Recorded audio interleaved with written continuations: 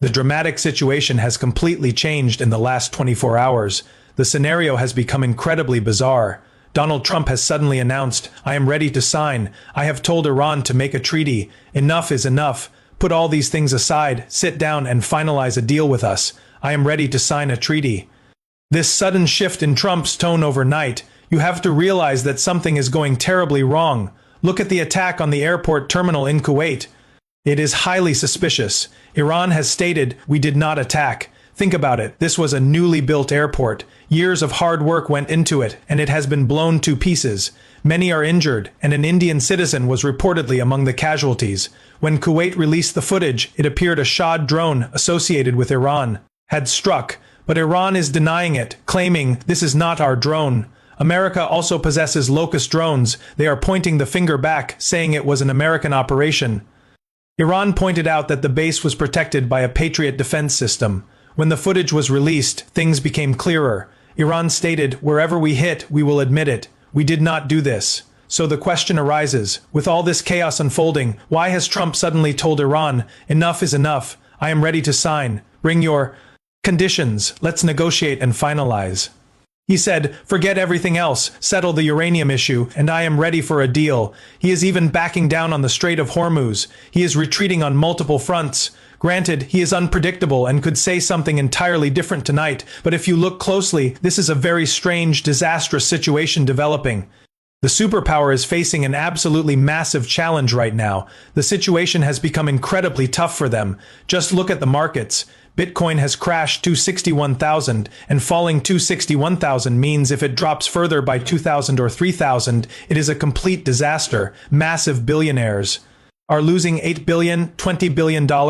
They are panic selling their Bitcoin, and the market is facing ruin.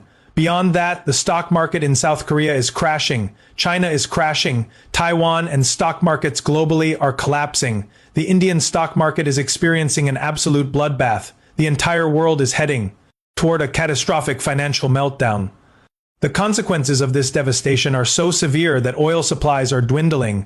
Consider the real reason Trump is panicking, the intelligence reports he just received. These reports indicate that Trump has an 80% chance of losing the upcoming midterm elections. He could lose 80% of his seats, Trump commissioned surveys. Not from one, but from 5 different polling companies, and the primary factor dragging him down is the war with Iran.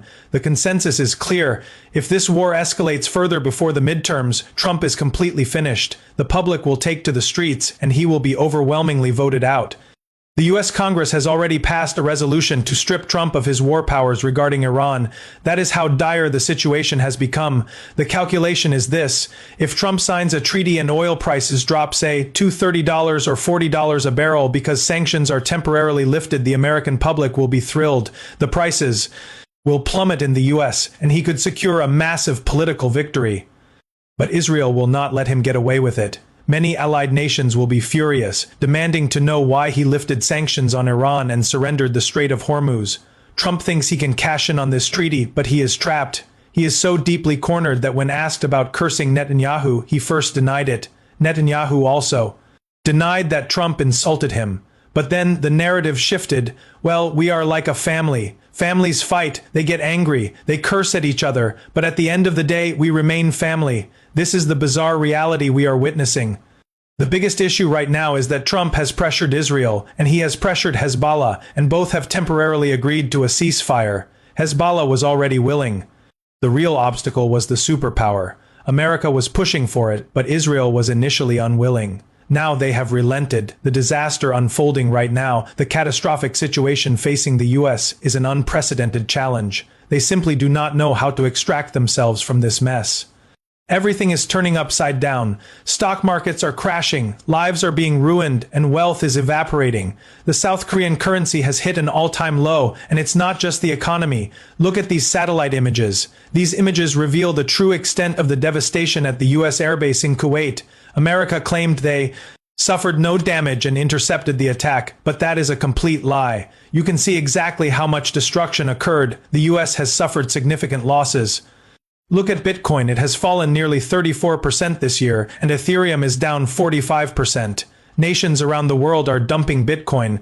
No one understands what is driving the market anymore. The Asian stock markets, Japan, Korea, Taiwan, India are crashing continuously. This is not a one-day event. It is an ongoing, disastrous collapse.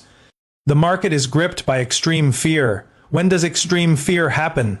It happens when the major players, the crypto and stock market whales, realize the sentiment is overwhelmingly negative. Instead of buying, people are panic selling everything they have. Extreme fear allows billionaires to spread panic, crash the market, force people to sell their assets cheaply, and then buy them all up. Then they pump positive news into the market to double or triple their investments. They might let Bitcoin drop to 10,000 or 20,000 by billions of dollars worth, and then push it to 100,000 or 200,000, making trillions. There's even a possibility they might push Trump to pass a law officially backing Bitcoin. Who knows who is truly behind it?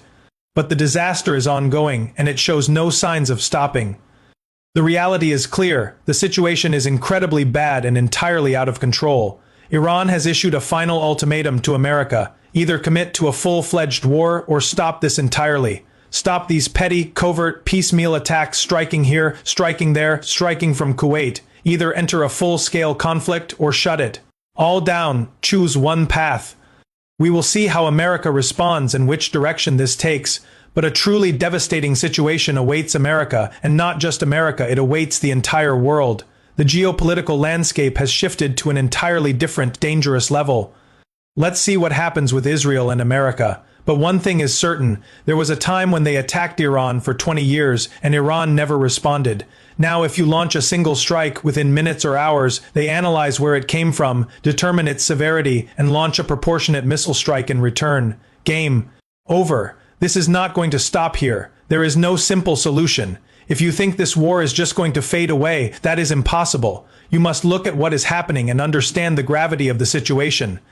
Make sure to subscribe to the channel, like the video, share it, and express your opinion in the comment section.